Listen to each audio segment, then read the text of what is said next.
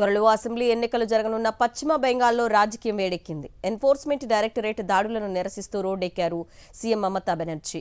I-PAC కార్యాలయం, సంస్థ director Prateek Jain ఇళ్లలో ఈడీ సోదాలపై కోల్కతాలో ఆందోళన చేపట్టారు.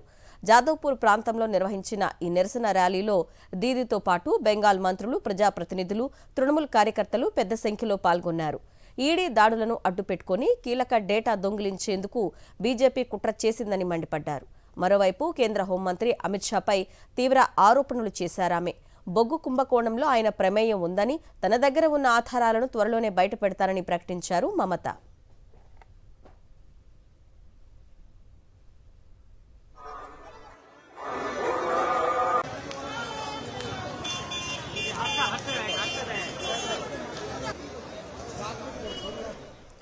ఢిల్లీలో హోంమంత్రి అమిత్ షా ఆఫీసు ఎదుట టీఎంసీ ఎంపీలు ఆందోళనకు దిగారు.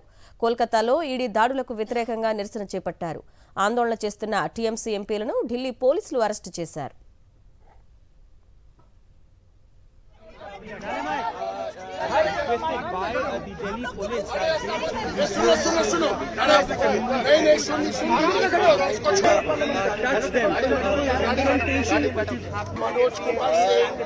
Mr. Manoj Kumar saying I know it is not your fault. You are acting on behalf of your.